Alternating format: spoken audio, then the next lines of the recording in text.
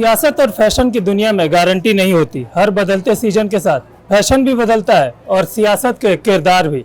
लेकिन जहां से गारंटी खत्म होती है वहीं से चौधरी साहब की शख्सियत शुरू होती है। आज चलते चलते हम मथुरा के विश्राम घाट पहुंचे हैं, लेकिन जिस शख्सियत के पास पहुंचे हैं उनको कहा जाता है कि वो विश्राम नहीं करते हैं। वो 24 घंटा जनता की सेवा में लगे रहते हैं। यूपी सरकार में कैबिनेट मंत्री हैं लक्ष्मी नारायण चौधरी जी। सर बहुत बहुत स्वागत है आपका। धन्यवाद। आपके बारे में कहा जाता है कि दो चीजें तय मानी जाती है कि अगर चुनाव लड़ रहे हैं, जीते तो सीधे कैबिनेट मंत्री तो बनेंगे। इसके पीछे का राज क्या है? ऐसा है, एक बार मैं बीएसपी में कृषि मंत्री था। हाँ। मायावती जी ने मुझे पार्टी से निकाला, तो मेरे उसी दिन मुझे मीडिया वालों ने पूछा कि आगे इरादा क्या है। उसी दिन हाँ। तो मेरे छोटे भाई एमएलसी थे। अच्छा। उसने कहा कि भैया की तो जन्म पत्री में लिखा हुआ है कि जिस पार्टी से लड़ेगा उसी की सरकार बनेगी और उसी में कैबिनेट मंत्री बनेंगे। और ये आप छठी बार तो आप इस बार जब आपने शपथ ली तो छठी बार था ना? ये सब वृंदावन बिहारी लाल की कृपा है, राधा रानी की कृपा है। अच्छा, यही मैं एक सवाल पूछने वाला था आपसे। ये सवाल मैंने बेबी रानी मौर्य जी से भी पूछा था कि 5 बार विधायक, 6 बार मंत्री, कुंडली उंडली में विश्वास करते हैं कि नहीं? नहीं, ज्योतिष एक विज्ञान है। हाँ। 2 और 2 4 ही होते हैं। हाँ। हमारे ज्योतिषियों ने हजारों वर्ष पहले घोषणा कर दी, हाँ। इतने बज के इतने मिनट और इतने सेकंड पे हाँ। सूर्य ग्रहण पड़ेगा, इतने बजे इतने समय पे चंद्र ग्रहण पड़ेगा। आज वही पड़ रहा है। उन्होंने हजारों वर्ष पहले घोषणा कर दी, आगे चल के इस तरह का जमाना आएगा। यहां तक भी घोषणा की कि राजतंत्र खत्म हो गए, प्रजातंत्र होगा। तो ज्योतिष एक विज्ञान है, लेकिन मेरा, मैं दुर्भाग्य कहूं या सौभाग्य कहूं, मैं तो संत और ब्राह्मणों की कृपा के ऊपर रहता हूं। हमेशा एक कुंडली आशीर्वाद रहता है। एक कुंडली में कहा जाता है गज केसरी योग, जिसके कुंडली में ये होता है वो हमेशा सत्ता के शीर्ष पे ही रहता है। मैं जानता नहीं गज केसरी योग और किसी योग को। हाँ। मेरी इतनी नॉलेज नहीं है, लेकिन सब राधा रानी की कृपा है। आप करीब 5 दशक से सियासत को करीब से देख रहे हैं। 5 बार से छाता से विधानसभा के सदस्य चुने गए। कई बार चुनाव में हार का भी सामना करना पड़ा, लेकिन सियासत में खुद को प्रासंगिक कैसे बनाए रखा? जय हो यमुना भैया, आनंद करते रहो ऐसे ही हम लोग। तो मैं सन 77 में जब स्टूडेंट था, उसी समय मुझे मंडी का चेयरमैन बनाया गया था। हाँ। हाँ। तो आज लगभग 48 वर्ष हो गए राजनीति में। तो इसके बाद मैंने हमेशा राजनीति को कभी व्यवसाय नहीं माना। मैंने राजनीति को सेवा का माध्यम माना, और जनता का इतना प्यार रहा है मेरे ऊपर, इतना प्यार रहा है मेरे ऊपर कि मैं जितने चुनाव लड़ा हूं, जीवन में 1 रुपया कभी मेरे घर से खर्च नहीं हुआ। जनता ही चुनाव लड़ती है मेरा। ये बहुत बड़ी बात है। ये यहाँ पूरी जनता को भी मालूम है, आज का चुनाव नेताओं को भी मालूम है, जो कि आज का चुनाव तंत्र ही संसाधनों का है। हाँ। फिर भी बिना किसी आपको जब मैंने राजनीति शुरू की, न तब मेरे पास कोई साधन था, न कोई गाड़ी थी, न कोई घोड़ा है, न कोई आज मेरे पास गाड़ी है न घोड़ा है। जो कुछ है वो जनता का दिया हुआ और सरकार का दिया हुआ है। अच्छा, एक चीज और है, आपको राजनीति का मौसम विज्ञानी भी कह सकते हैं। साल 2012 में आप बसपा से चुनाव लड़े, चुनाव हार गए। 15 में बसपा छोड़ दिया। मैंने नहीं छोड़ा, निकाला गया, मुझे निकाला गया। 17 में बीजेपी से आपने चुनाव लड़ा, योगी जी की सरकार भी बनी और आप कैबिनेट मंत्री भी बने। तो राजनीति का जो वो पहले से ही आप मौसम भाप लेते हैं क्या? नहीं, मैंने कभी भी कभी किसी पार्टी से मैंने इस्तीफा नहीं दिया। मैं हमेशा पहले जब हम मेरी राजनीति की शुरुआत हुई लोकदल से, हाँ, राष्ट्रीय लोकदल से। राष्ट्रीय लोक, हालांकि आप कभी कभी हमलावर भी रहते हैं आज के दौर। राष्ट्रीय लोकदल का विलय हो गया कांग्रेस में जी। और कांग्रेस में विलय होने के बाद फिर राष्ट्रीय लोकदल ही समाप्त हो गया उस समय, जब कांग्रेस में विलय हो गया। क्योंकि कांग्रेस की हमारी प्रवृत्ति कभी नहीं रही, इसलिए भारतीय जनता पार्टी, चूंकि शुरू से मैं जिस जगह पैदा हुआ हूँ वहाँ मेरा बॉर्डर का गांव है, एक तरफ राजस्थान है, एक तरफ हरियाणा है। वहाँ 4000 गांव मुसलमानों के लगते हैं। तो हमेशा जो पाकिस्तान बंटवारे के सबब है, हिंदुस्तान पाकिस्तान का जब बंटवारा हुआ 1947 में, वो दंगा भी मेरे ही बॉर्डर से शुरू हुआ था। तो वहाँ शुरू से एक टेंशन हिंदू मुस्लिम वाली हमेशा रही है, हमेशा झगड़े हुए हैं, हमारे आदमी मरे हैं, उनके आदमी मरे हैं। तो चूंकि मैं बुर्ज में पैदा हुआ हूँ, बरसाने की जड़ में पैदा हुआ हूँ, तो हिंदुत्व की भावना शुरू से मेरे अंदर रही है, स्वाभाविक रूप से रहने। उसी भावना को बढ़ाने वाली सरकार भी मिल गई आपको? नहीं, मैं कल्याण सिंह जी के साथ भी मंत्री रहा, राजनाथ सिंह के साथ भी रहा, मैं रामप्रकाश गुप्ता जी के साथ भी रहा। तो पूरी एक पीढ़ी वही रही। वो तो 2002 में कुछ ऐसी परिस्थितियां पैदा हो गई जो मुझे पार्टी छोड़नी पड़ी। अच्छा, आप बसपा से आपको निकाला गया, क्या वजह रही उस समय? किस बात की नाराजगी थी मायावती जी को? ऐसा है, जब मुझे बसपा से निकाला गया तो मुझे मीडिया वालों ने पूछा, हाँ। तो मैंने ये कहा, पहले दिन रात को ही मायावती जी ने मुझे बुलाया था और मुझसे ये कहा कि पूरे पश्चिम उत्तर प्रदेश की जिम्मेदारी तुम्हारी है। मैं रामवीर उपाध्याय आज इस दुनिया में नहीं है, मैं रामवीर उपाध्याय थे। तो मैंने ये कहा उनसे, मैंने कहा ठीक है बहन जी। दूसरे दिन उन्होंने पार्टी से निकाल दिया। दूसरे ही दिन, पहले दिन जिम्मेदारी दी, दूसरे दिन पार्टी से निकाल दिया। तो मुझे जब मीडिया वालों ने पूछा तो मैंने एक बात कही थी कि मुझे बुलाया उन्होंने और ये कहा, भैया बहन का सबसे प्रिय भाई होता है, देख अब इस घर में आग लग रही है, इसलिए पहले तू सुरक्षित निकल, इसलिए निकाला मुझे। एक वो घर जल रहा है और फिर ऐसी उस समय की भविष्यवाणी हुई कि वो घर जल ही गया और जल के राख हो गया। बिल्कुल। SIR की बात कर लेते हैं। यूपी में पहले चरण का SIR का आंकड़ा आ गया, 2,89,00,000 लोगों के नाम कटने तय माने जा रहे हैं और अब इसको लेकर सियासत हो रही है। देखो, ये तो चूंकि बहुत मृतक ऐसे थे जिनके वोटर लिस्टों में नाम थे। दूसरा नंबर ये है कि बहुत से लोग ऐसे हैं जो गांव के लोग यहाँ शहरों में आके रहने लगे हैं, उनकी गांव में भी वोट थी, शहर में भी वोट थी, बिल्कुल अब एक जगह रहेगी। कुछ ऐसे भी लोग होते हैं बॉर्डर के जिनकी रिश्तेदारियां राजस्थान में है, जिनकी हरियाणा में है, दिल्ली में है, काम करते हैं, उनकी वोट यहाँ भी बन गई थी, वहां भी बन गई थी। ये सब अब चूंकि जब एक वोटर लिस्ट बन रही है तो आदमी एक ही जगह रहेगा, बिल्कुल, इसलिए वो स्वाभाविक रूप से कम हुई है। मैंने ये सवाल इसलिए किया ना कि जब 2,89,00,000 लोगों के नाम कटने की बात आई तो अखिलेश यादव ने एक बाकायदा गुणा गणित समझाते हुए ट्वीट किया कि ये सारे वोटर ना बीजेपी के ही हैं और 27 में हम सरकार बना रहे हैं इस बार। एक कहावत है कि मुंगेरी लाल के सपने कोई भी देख सकता है। अखिलेश जी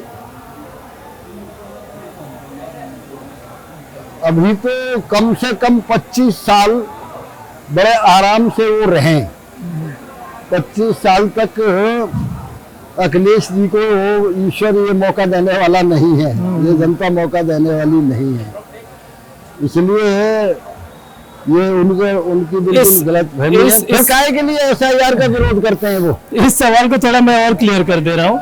बोले 85 से 90% जो वोटर जिनका नाम कटा है वो बीजेपी के हैं, और SIR का जो गड्ढा बीजेपी ने खोदा था उसमें वो खुद ही जाके गिर गई है। मैं यही तो कह रहा हूँ ना, फिर SIR का विरोध काहे के लिए कर रहे हैं? काहे के लिए ममता बनर्जी विरोध कर रही है? काहे के लिए अखिलेश जी विरोध कर रहे थे? जब ये चुनाव जीत जाते हैं तब तो पूरी ईमानदारी से चुनाव हो रहा है, और जब ये चुनाव हार जाते हैं तो ये बेईमानी हो रही है। ये पश्चिमी यूपी की सियासत की बात कर लेते हैं। आपने कहा कि मायावती जी ने आपको पूरे पश्चिमी यूपी का प्रभार दिया था। बीजेपी ने भले ही कथित तौर पे या फिर आधिकारिक तौर पे आपको पश्चिमी यूपी का प्रभार ना दिया हो, ना बोला हो, लेकिन बीजेपी के प्राइम फेस आप ही है पश्चिमी यूपी में। एक बड़ी जिम्मेदारी इसको नहीं मानते हैं? नहीं, पूरी तरह से। मैं देखिए, मैं अपने जीवन में बिल्कुल वो पार्टी में जहाँ भी रहता हूँ अनुशासित सिपाही रहा हूँ, अनुशासित कार्यकर्ता अपने आप को समझता हूँ। इसलिए मुझे कहीं 1% भी संदेह नहीं। मुझे कभी राजस्थान में लगाया जाता है, वहाँ ईमानदारी से काम किया। ईश्वर की कृपा रही कि राजस्थान में मैं 5 जगह भेजा गया, 5 जगह वो जीते।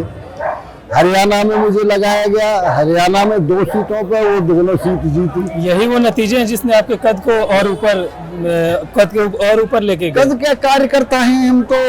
अब कार्यकर्ता को जहाँ भेज दिया जाता है। अब पार्लियामेंट चुनाव में हम खैर में अलीगढ़ हारे थे, लेकिन उपचुनाव जब हुआ मुझे आदेश दिया गया, फिर हम 40,000 वोट से जीते। साल 2024 के लोकसभा चुनाव में पश्चिमी यूपी के जो नतीजे रहे वो बीजेपी के पक्ष में तो नहीं कहे जाएंगे। 29 सीटें थी, 14 सीटें बीजेपी जीत पाई। अब जब 2027 में विधानसभा के चुनाव हैं, आपको क्या लगता है तस्वीरें बदलेंगी? निश्चित रूप से, कोई संदेह नहीं है। देखिए, आदरणीय मोदी जी के और योगी जी के जी कद के सामने उत्तर प्रदेश में कहीं कोई भी ठहरता ही नहीं है।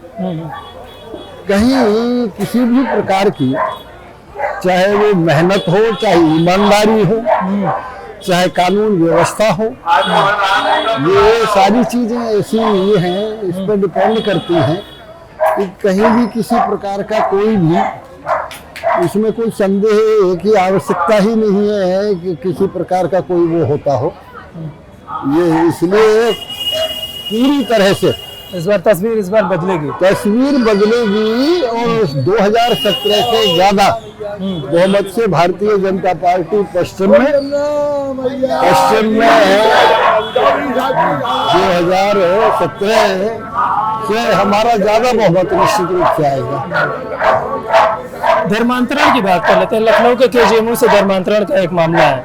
महिला ट्रेनी डॉक्टर को एक डॉक्टर ने बरगला के बोला कि आप धर्म बदलो तभी हम आपसे शादी करेंगे। जहां धर्मांतरण के खिलाफ सरकार पूरे प्रदेश में कार्रवाई कर रही है, और लखनऊ में ही ऐसा मामला आ जाना बहुत गंभीर नहीं है? राजधानी लखनऊ में देखिए, त्रेता युग में भी रावण पैदा हुए थे, द्वापर में भी कंस पैदा हुआ था। ये प्रवृत्ति हमेशा से सकारात्मक नकारात्मक रही ही। तो अब ये कहना है कि भाई लखनऊ में ही ऐसा क्यों हो गया, तो लखनऊ क्या, ये तो कहीं भी हो सकता था। अच्छा, लेकिन सरकार की नीति और नियत ऐसी है कि यहाँ निश्चित रूप से मैं ये कह सकता हूँ कि योगी जी की कानून व्यवस्था की चर्चा केवल देश में नहीं है, दुनिया में चर्चा है। बिल्कुल, सरकार धर्मांतरण को लेकर बहुत सख्त कानून भी लेकर आई, लेकिन फिर भी कहीं ना कहीं से मुद्दे निकल के आ जा रहे विधानमंत्रण वाले। क्या इसकी वजह ये भी हो सकती है क्या कि ये बहुत गहराई तक ये रैकेट पहुंचा हुआ है? नहीं, इसमें तो देखो कोई संदेह नहीं है, विदेश का पैसा भी इसमें आता है।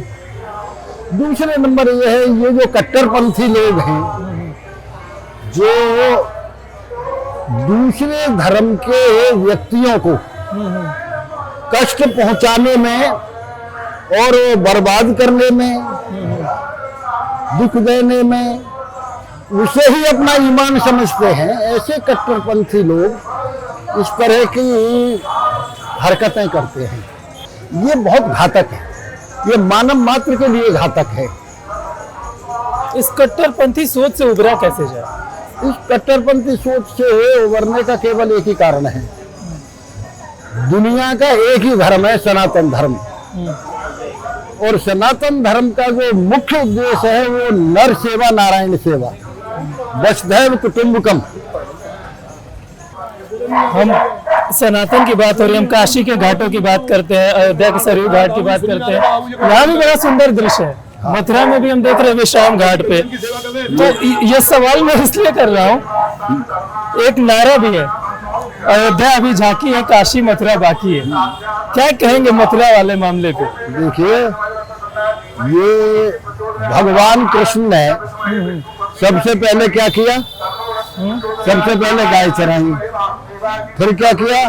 कंस का वध किया। फिर और जो थे एक तरफ से उनके सबके वध किए, और सबसे आखिर में क्या किया? द्वारका में भव्य मंदिर, भव्य है वो बनाया है नहीं। इसलिए वो भगवान कृष्ण अपना काम सबके पीछे करते हैं। पहले उन्होंने अयोध्या का काम कर दिया, काशी का काम कर दिया, अब करेंगे मथुरा का। आपके शिक्षा की बात कर लेते हैं, आपने आगरा विश्वविद्यालय से एलएलबी की। ये नेताओं का जो एलएलबी कनेक्शन है वो मैं समझने की कोशिश कर रहा हूँ। आजकल जो भी युवा नेता बन रहा है वो सबसे पहले एलएलबी कर रहा है। इसके पीछे की वजह क्या हो सकती है? एलएलबी करने से क्या अपनी बात रखने की एक क्षमता आ जाती है, या फिर नेतागिरी करने के लिए ये कोर्स करना जरूरी हो गया है? नहीं, मैंने एमए पॉलिटिकल साइंस से की, फिर एलएलबी किया। ये जो आप कह रहे हो, मैं तो ये नहीं कह सकता, लेकिन जो भी कोई व्यक्ति अपने छात्र जीवन में शिक्षा प्राप्त करता रहता है, अब वो स्वाभाविक है, कोई जिसका जहाँ इंटरेस्ट हो, कोई अपना साइंस साइड में चला जाता है, कोई पॉलिटिकल साइंस साइड में चला जाता है, कोई एलएलबी में। तो ये कोई जरूरी तो नहीं है। एलएलबी करने से क्या अपनी बात रखने की क्षमता में बदलाव आता है? मतलब आप अपने बात को ज्यादा प्रभावी ढंग से जनता के बीच में, लोगों के बीच में रख पाते हैं, ऐसा कुछ? सनातन धर्म की जो कहावत है, दान शक्ति प्रिय बोलना, धीरजता उच्च विचार, ये गुण सीखे ना मिले स्वाभाविक है चार। तो ऐसा कुछ नहीं है कि कोई शिक्षा प्राप्त करके ही बहुत बुद्धिमान हो सकता है, बाचाल हो सकता है। अरे हमारे देश की मिट्टी तो वो है जिसमें रश खान और जिसमें वो लोग हुए हैं, कबीरदास जी जैसे लोग हुए हैं, जो दस्तखत करना भी नहीं जानते थे, आज उनके ऊपर पीएचडी हो रही है। सूरदास जी हैं, तो ये कोई नहीं है, ये तो प्रकृति ही प्रदत्त होता है। तमाम पॉलिटिकल बातें हम लोगों ने कर ली, आपकी पढ़ाई की भी बात कर ली, आपके मंत्रालय की बात कर लेते हैं। चूंकि इतनी उपलब्धियां रही आपके मंत्रालय में, आप गन्ना मंत्री हैं और इस विभाग में प्रदेश में चीनी उत्पादन, गन्ना उत्पादन यूपी नंबर 1 है। इस सोच के पीछे मतलब ये सोच कहाँ से आई? चूंकि ये वही राज्य है जहाँ पे पहले चीनी मिलें बंद हुआ करती थी, आज प्रदेश में 122 से ज्यादा चीनी मिलें चल रही है। तो ये कहाँ से आपको ये बदलाव का जो विचार कैसे है? देखिए, एक तो मैं किसान का बेटा हूँ, मेरा जन्म किसान के घर में हुआ। मैंने स्वयं पूरी खेती की है, गन्ने की भी की है, गेहूं की भी की है, धान की भी की है। आज भी खेती में मैं पूरा उतना ही इंटरेस्ट लेता हूँ, तो मुझे नॉलेज थी। दूसरे नंबर ये है, एक आदरणीय योगी जी का व्यक्तित्व इतना तेज है, उन्हें खेती में मुझसे भी कई गुनी ज्यादा नॉलेज है। तो उनके निर्देशन में पहले हमारे यहाँ 20 लाख हेक्टेयर में गन्ना होता था, आज 29 लाख हेक्टेयर में गन्ना होता है। खेती को बढ़ावा दिया, सरकार ने सुविधाएं उपलब्ध कराई। इसके अलावा पहले हम तीसरे और चौथे नंबर पे पहुंच गए थे। सबसे ज्यादा गन्ना, सबसे ज्यादा इथेनॉल, सबसे ज्यादा चीनी उत्पादन हो रहा है। ऐसे बीजों की रिसर्च हुई, जो पहले से रिकवरी हमारी बहुत ज्यादा बढ़ी। पैदावार बढ़ने से फायदा हुआ किसान को, इसलिए वो फैक्ट्रियां बंद भी हो गई थी, वो पुनः चालू करने का मौका मिल गया। और जो नई फैक्ट्रियां लगाने का, बहराइच मुडेरवा नई फैक्ट्रियां लगाने का वो मिल गया, एक्सटेंशन करने का मौका मिल गया। इथेनॉल के 38 प्लांट एक्सटेंड हुए हैं, एक्सटेंशन हुआ है। इथेनॉल की आपने बात की, चीनी और शीरा तो ठीक है, इथेनॉल उत्पादन में भी यूपी नंबर 1 है। पेट्रोल बनाने में उससे मदद मिल रही है। आपको क्या लगता है, मतलब यूपी की इकोनॉमी में इसका कितना योगदान है? देखिए, जितनी सारी फसलों का एमएसपी सरकार किसान को देती है, उतना अकेला गन्ना देता है, इसलिए गन्ने की तरफ रुझान ज्यादा हुआ। पेमेंट की स्थिति यहाँ 4-4 साल तक पेमेंट नहीं हुआ करते थे। आज 100% हम पेमेंट कराते हैं। हमारी 60 फैक्ट्री तो इस समय एडवांस पेमेंट कर रही है। इथेनॉल से बहुत बड़ा लाभ ये हुआ कि जैसे ही आदरणीय मोदी जी ने पेट्रोल डीजल में इथेनॉल मिलावट के लिए उसे बढ़ाया 10%, फिर 12, फिर 15, अब वो 25 तक ले जाने की बात कर रहे हैं। तो इथेनॉल से, क्योंकि एक तो ये श्योरिटी रहती है, एक इथेनॉल बनाने के तुरंत बाद सरकार कंपनियों को दिलवाती है और कंपनी 15 दिन में पेमेंट करती है, तो पेमेंट की स्थिति इसलिए अच्छी हुई। और फिर इथेनॉल में ज्यादा प्रॉफिट भी होता है स्वाभाविक रूप से। मैंने ये भी देखा, जो आपका डिपार्टमेंट है, यूपी की जो इकोनॉमिक ग्रोथ है, जीएसडीपी कह लीजिए, उसमें 8% रोल तो आपके डिपार्टमेंट का है। ये इतना बड़ा बदलाव, इतना बड़ा बदलाव मैंने बताया ना, सरकार का भी सहयोग है। सरकार के विषय कि सरकार ने दूसरा नंबर ये है, गन्ने में पानी की आवश्यकता होती है, बिजली के बिल माफ कर दिए, बिजली फ्री कर दी किसान की, खाद की आपूर्ति हुई, खाद की सब्सिडी, जो यूरिया जो डीएपी का 300 रुपये का कट्टा पड़ता था और 3000 का पड़ता था, उस पर सब्सिडी सरकार दे रही है 300 रुपये में, 350 रुपये में।